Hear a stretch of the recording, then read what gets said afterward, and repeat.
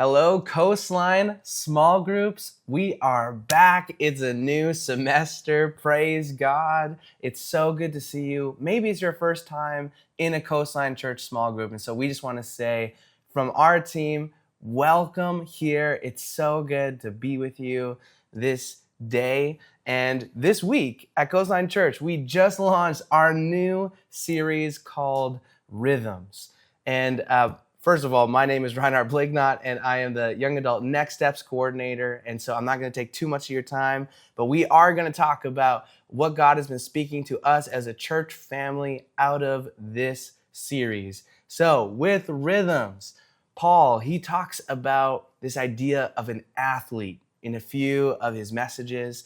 And so we want to talk about that a little bit. We started the series by asking the question, what are you training for? Because we're not people that are just wandering aimlessly in the Christian faith. We have a purpose in our training. We have a purpose in how we are following Jesus. We are running with training and with discipline. And so the invitation from Jesus is to have intentional discipleship, not aimless drifting where we're formed by anything, because we're all formed by something. We're not just formless. We are being formed into an image of something. And Jesus' invitation is a grace-fueled rhythm that trains us towards Christ-likeness. Because in our society, we have things from culture, we have things from social media, we have things everywhere that are forming and shaping us. And as believers, as people that believe in Jesus and are following him, we want a purposeful life that is intentional in finding those grace-fueled rhythms that make us more like Jesus. And the people that were sharing the message today, this Sunday, they were sharing about 4 different directions that help us to have that intentional discipleship. First, it's upward, us with God. What are our rhythms with God? Inward, what are the self-reflection? What are the inward working on ourselves that help us become more like Jesus? There's withward, with other people. What are our rhythms with each other? And right now you are practicing one of those in a Coastline small group. And then also outward, in mission. How are we serving? How are we loving on people and becoming more like Jesus? And I love this idea of intentionality in training because I know in my own life I've experienced the beauty of that. I remember growing up, I loved to draw. Maybe you didn't know that about me. I'm someone that loves to doodle. I love to make cartoons and draw different things and just have a good time. And there was a long period of time where I loved drawing, but I had no one to teach me what I was doing. And so you know, if you ever started drawing, you have your go-to thing to draw.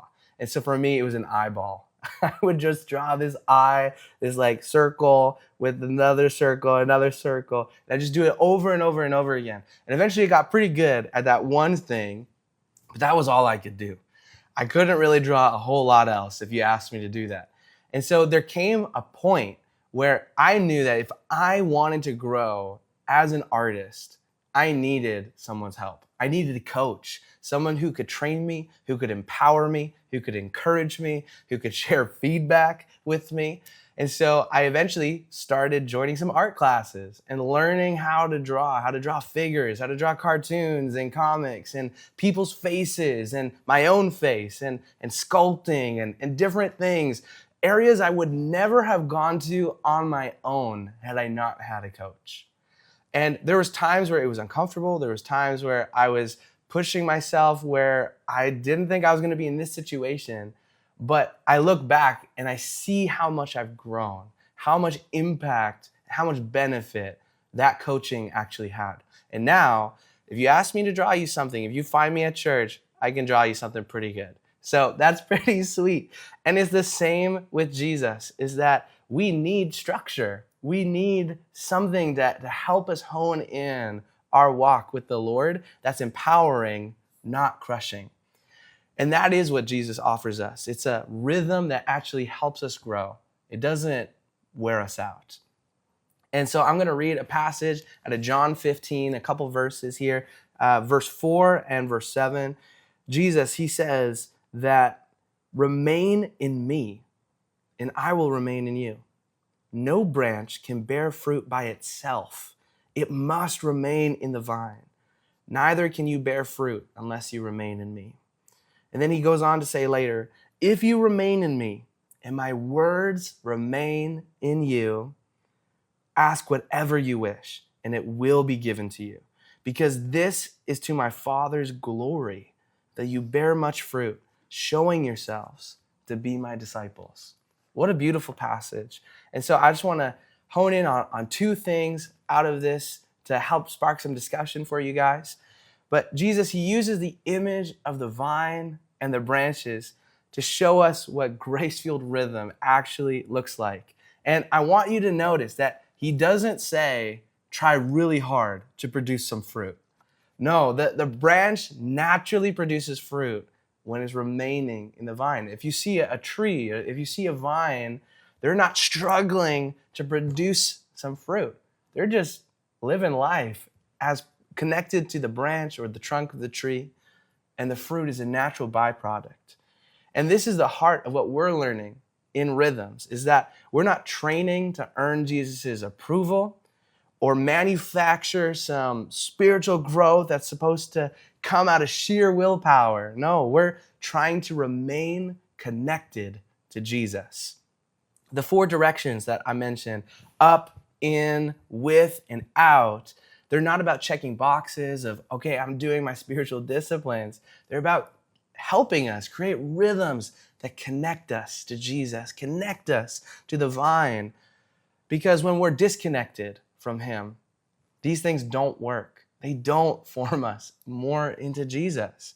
Intentional rhythms are meant to help us stay connected to the source of life that causes all life and all growth.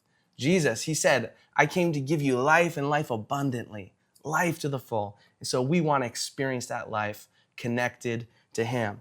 Another insight, Jesus, he says, if you remain in me and my words remain in you, ask whatever you wish and it will be done for you. This is so powerful, how being connected to him and that relationship with him, talking to him, it leads us to transformation. There is something powerful here when we are connected to him, when we choose to engage with him, whether it's upward in our alone time with God or inward, some self-reflection and journaling and talking to him about the things going on in our hearts, or in small groups, in community, where we're dialoguing about the Lord, where we're talking about the different things going on.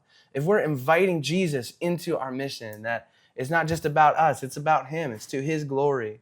Whatever we're doing, when we invite him in and his word begins to shape us, we start to be transformed. And that's a beautiful thing. We start wanting what he wants. His desire becomes our desire.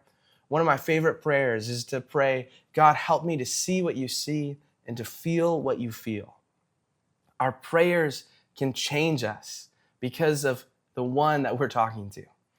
Our priorities can shift because of who he is. We become like him when we are with him.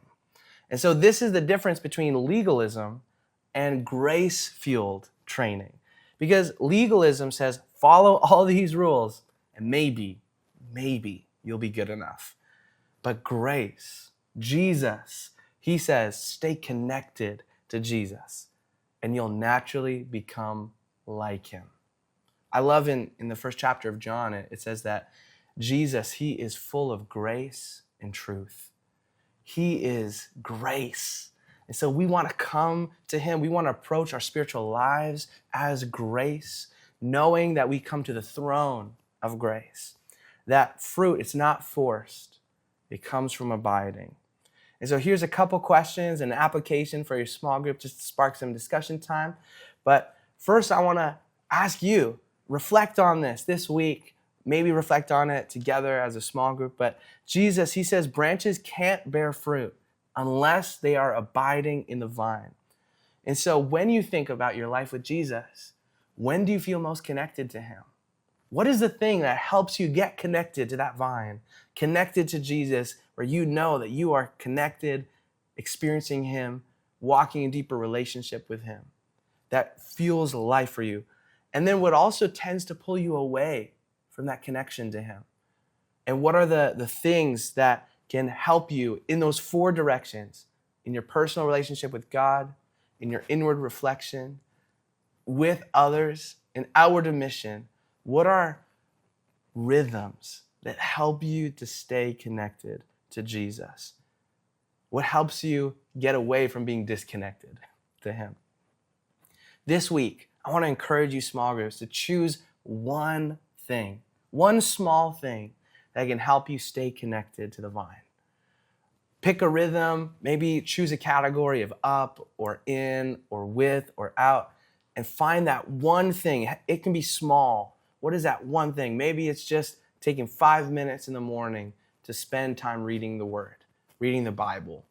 Maybe that's what it is. But choose it small, choose one thing, and stay connected to the vine. We love you, church. Have a great time in your small group, and we'll see you next week.